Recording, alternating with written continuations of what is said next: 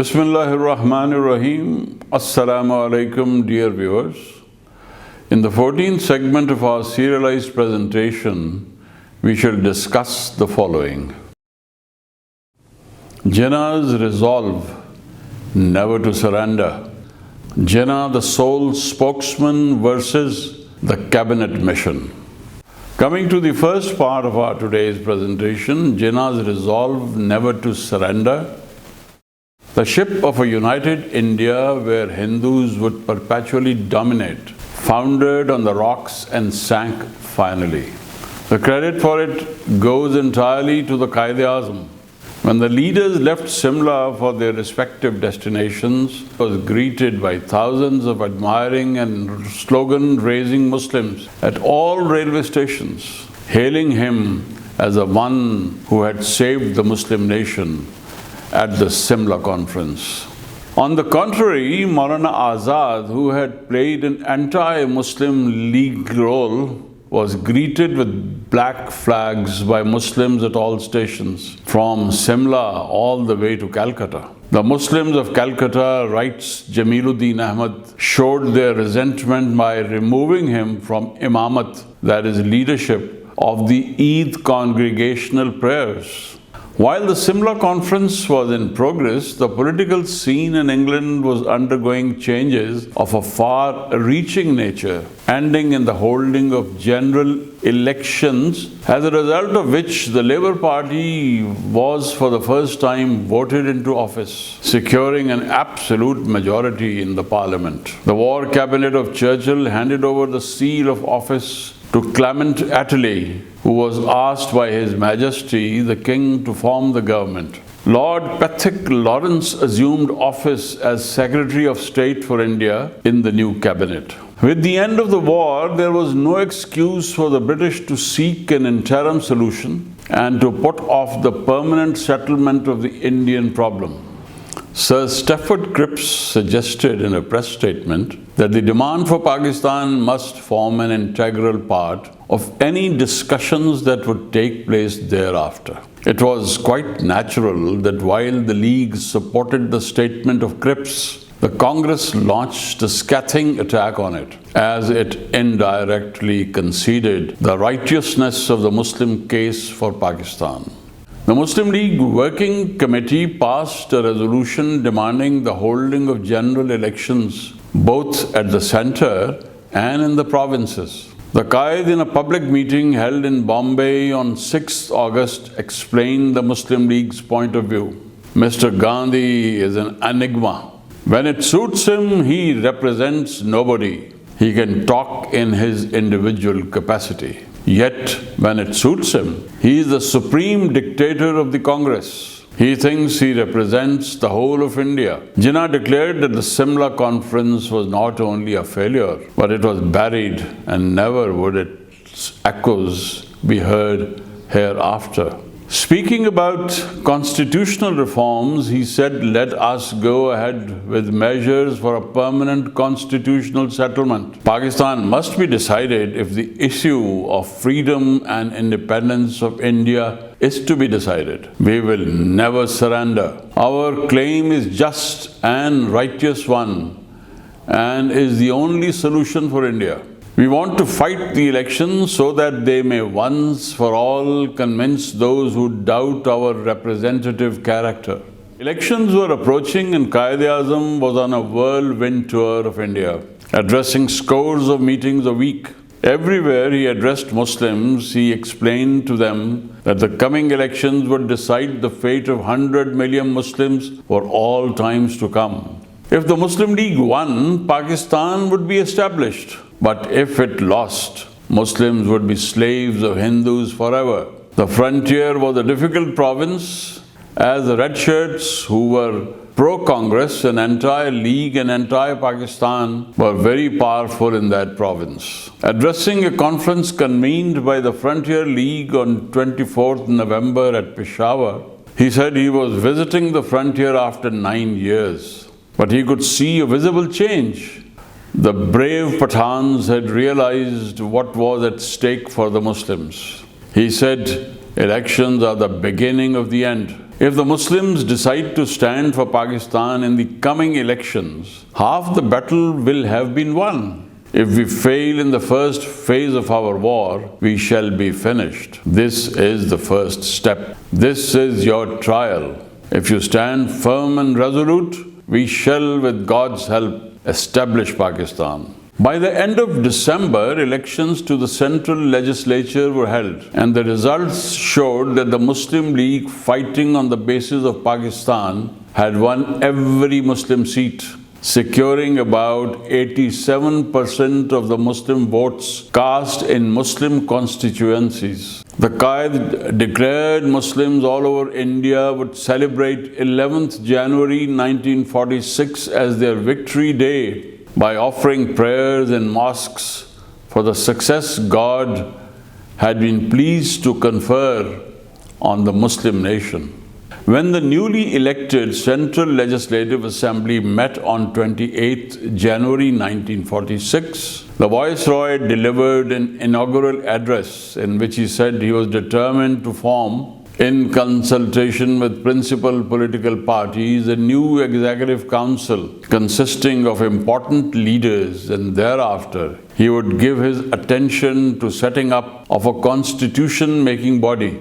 On the same day, the Quaid released a statement to the press which said, "There is no reason whatsoever now to talk of any arrangement to set up an interim government. Muslim India has made it clear beyond any doubt that the only solution of India's political problems is the division of India into Pakistan and Hindustan.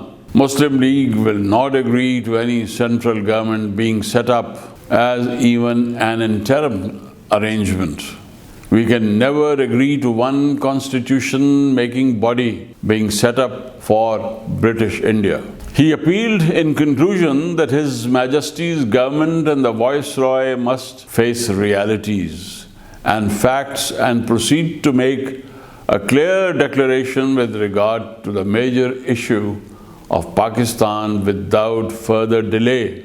The Quaid had set up an election committee of 7 to help Muslim League candidates for all the 35 Muslim seats in the Sindh Assembly. The Quaid allocated a handsome sum of money for the Muslim League election campaign to the honorary secretary of the committee and explained to the members of the committee that Sindh was a crucial province in the struggle for Pakistan and that all the 35 seats should be won by League candidates, so that a League ministry could be formed in that province. He soon left Sindh and was on his way to see for himself the election work of other committees in other provinces. About 4 weeks before the day of polling, he came to Karachi and asked to be apprised of the true situation. League may lose 5 seats and win only 30 seats, he was informed. Naturally, he was disturbed, as the total number of seats in the Sindh Assembly was 60. One could see worry and anxiety writ large over his face. He wanted to know which 5 seats could not be won and why. He was informed that lack of adequate finances was the main hurdle, that the Hindus of Sindh controlled motor transport and petrol stations, and that it was feared that unless League stored petrol at appropriate places to be supplied to League candidates, as also motor transport, things would go adversely for our candidates on the polling day. On being told League would need 100,000 rupees more, he said the money he had was not his personal money, but belonged to the nation. He wanted to see every rupee spent brought 16 annas of results. He said he was not bargaining, but we should accept 50,000 more and assure him that we would then win all 35 seats. He was assured by all everything possible would be done, and God willing, all seats would be won. When he learned that one of the 5 seats in doubt was that of famous Mr. G.M. Syed, he arched his eyebrows. This is a crucial election. I want the League to win all the Muslim seats. Particularly, we cannot afford to lose Syed's seat. You must remember one thing he said abruptly, although the elections are crucial, yet you should see to it that we do not resort to dishonest methods to win the elections. I do not want you to bribe the voters. That I will never forgive. I do not want you to give a single rupee to any voter or to buy votes. That is being dishonest. I prefer defeat to dishonesty. My dear viewers, this indeed was the hallmark of his greatness. He believed only in moral means, and he believed that only moral means could justify such a noble end as the establishment of Pakistan for the Muslims of India. Under his instructions, many Muslim leaders came to Hyderabad. 100 student volunteers came from Aligarh, and braving difficulties and hardships, they spread themselves all over Sayyid's constituency. As it was mostly a hilly track, Aligarh boys went on their mission to far-flung villages on camelbacks with gram and dates as their only rations for 10 days. This, my dear viewers, was the level of motivation of the students of that time. Thus, the Muslim League secured 36 seats in a house of 60 in Sindh, ensuring a full-fledged League ministry in that province. The election results in the Punjab presented that province with a difficult situation. The League had won 79 out of a total of 86 Muslim seats. The Congress had won 51, Unionists 10, Independents 10, Panthik Akali 6, 22. The Muslim League Party, as the biggest individual party, should have been automatically asked by the governor to form the ministry.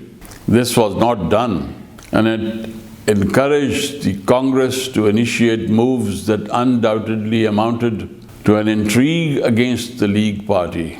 The Congress came to terms with the Akali Sikhs, and this combination placed before the League certain terms which the latter in no conscience could ever accept.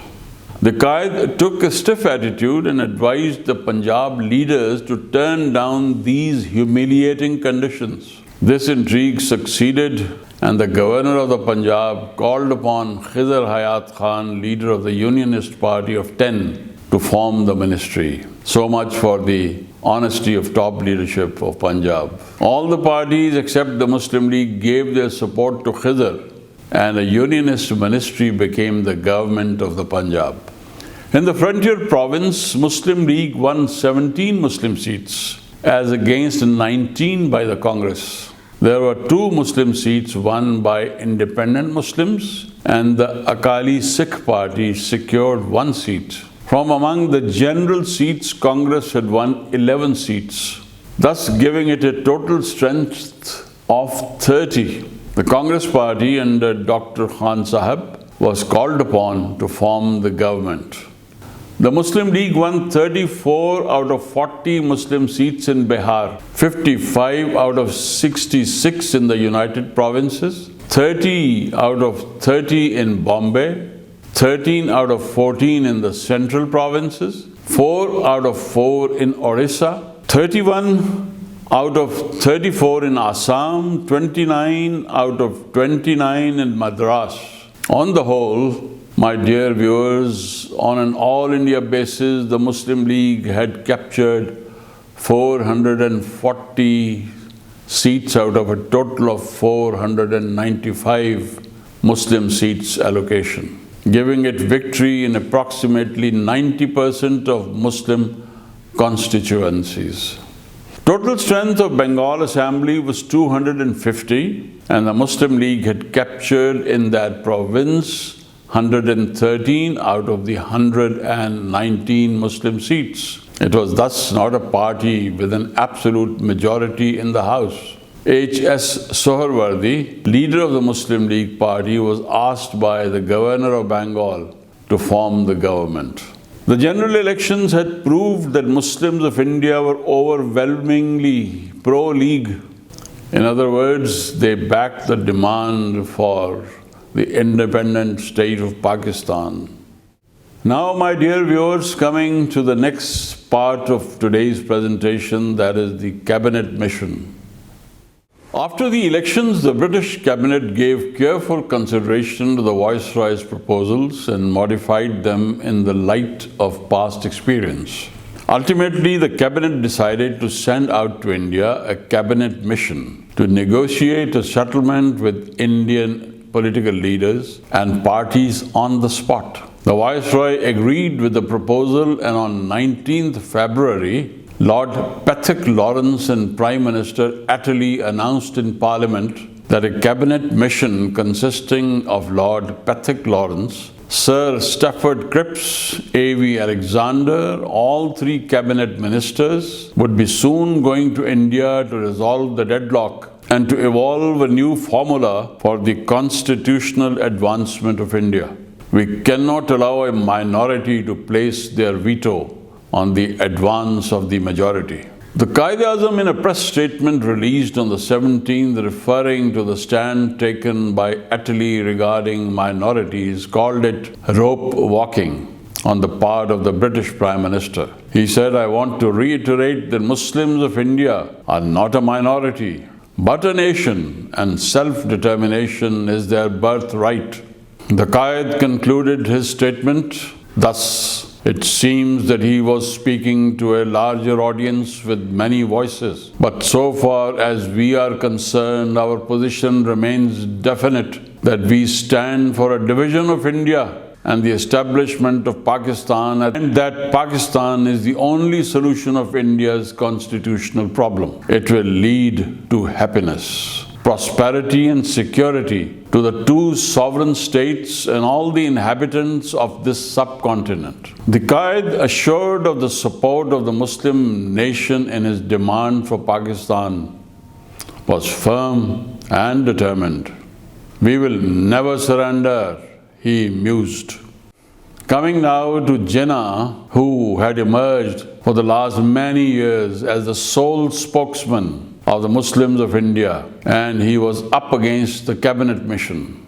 Rumblings of decades of discontent found a mighty voice in the demand for Pakistan, and Quaid-e-Azam Muhammad Ali Jinnah was its mouthpiece. Under his leadership, the All India Muslim League had launched the struggle for independence in Pakistan.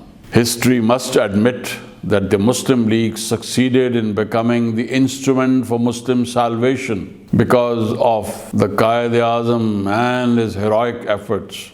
Throughout the history of Muslim India, no one individual had wielded so much power as he did. Yet his absolute power did not corrupt or spoil him. He remained unaffected by success and power in the mid-40s, when he was at the height of his power. If any one individual could speak on behalf of 100 million Muslims, it was the Quaid alone who could make that claim. And the cabinet mission that was to visit India, fully aware of the reality of this situation. This assessment that I have just read out, my dear viewers, comes from no other Ghulam Ali Allana, who was a close associate of the Quaid-e-Azam and wrote that wonderful biography of the Quaid with all the passion and love at his command. We thank you, Mr. G. Allana. The Quaid told Fraser Whiten, the special representative of Writer, in an interview in Bombay on 31st March 1946, when the letter called on him to elicit his views on the cabinet mission's visit to India. "We shall be very glad to meet. We are quite willing to settle details. But on the question of Pakistan, there is no room for compromise." Members of the cabinet mission reached India on 24th March 1946. And on the following day, Lord Pethick Lawrence called a press conference in which he made a statement conciliatory to the Muslims. In reference to the protest by the Quaid, the Secretary of State said, in the press conference, he had misunderstood. It would not be right to regard the Muslim League as merely a minority political party. They are in fact majority representatives of the great Muslim community. At the same time, Sir Stafford Cripps assured Indians the mission had an open mind and they had come with no scheme either on paper or in our hands. For the first few days, the mission held consultations with the Viceroy, the provincial governors and members of the Viceroy's Executive Council, and later on they interviewed representatives of the Chamber of Princes, provincial chief ministers and leading personalities in India's public life on behalf of the Congress. Maulana Abul Kalam Azad met the mission on 3rd April. Gandhi saw the mission and made it clear he was before them in his personal capacity and that the Congress point of view had been expressed by Maulana Azad. He also spoke against Pakistan and the two-nation theory. In order to keep the political unity of India, he suggested Jinnah be asked to form the government of India and he could choose his own cabinet in the center, provided he agreed India should not be divided into Pakistan and Hindustan. The Quaid had a lengthy discussion with the mission in Delhi. The members asked him for clarification of the scheme for Pakistan and why he thought it was best in the interest of all concerned. The Quaid replied the unity of India was only a myth and not a reality. No government had held a unified control over the subcontinent, that India was many states which had been welded together into one entity only by the British in their own political and administrative interests. He quoted the example of Europe, where in spite of a common religion, common culture, there were various states much smaller than Pakistan would be. And after all, an ocean divided Muslims from Hindus in religion, tradition, and culture. Unity was merely artificial and imposed upon India externally. He asked how could they expect 100 million Muslims to live under one government where 250 million Hindus would hold everything in their hands. The Secretary of State did not seem to agree with the basic principles on which the Quaid based his demand of Pakistan, but suggested the mission would ordinarily see how best power can be transferred in India and to whom, as the British had decided to leave India in Indian hands. He made it clear in case the League in Congress would not come to a common understanding on the problem of transfer of power, the British would have to reluctantly make their own decision. Later on, the mission interviewed Master Tara Singh and Gyani Kartar Singh on behalf of the Akali Sikhs, and they expressed their apprehensions as a community, both in a united and bifurcated India. They demanded the creation of a third state, Sikhistan. Dr. Ambedkar, representing the scheduled castes, opposed the idea of a constitutional body as would be dominated by caste Hindus, which would be detrimental to the interests of scheduled caste Hindus. Dr. Ambedkar further demanded separate electorates for his community. The Hindu Mahasabha leaders Shyama Prasad Mukherjee and Bhavatkar vehemently opposed the demand for Pakistan and insisted on independence and unity of India. Two liberal leaders, M.R. Jayakar and Sir Tej Bahadur Sapro, were interviewed by the mission and they also opposed the partition of India. They, however, agreed that the Muslim League should not be ignored in arriving at any final decision. Apprehensive that the cabinet mission may be stampeded into a decision that may go against the demand for Pakistan, the mission having been subject to terrific pressure by all the anti-League forces, the Quaid made a spectacular move. He decided to call a convention of all Muslim members of the central and provincial assemblies that had been returned on the League ticket.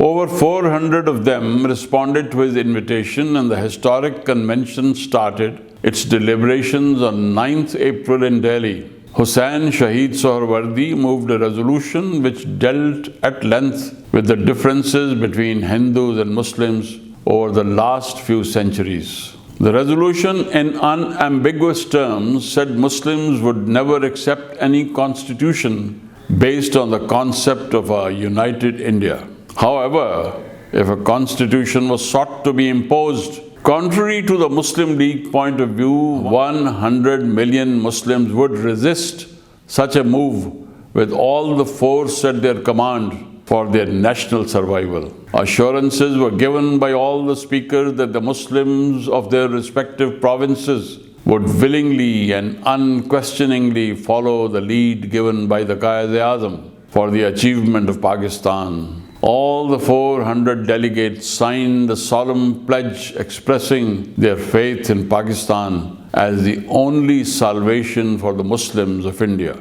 This, dear viewers, brings us to the end of today's presentation. More excitement awaits us in the segments that follow. Thank you and Khuda Hafiz till we meet next.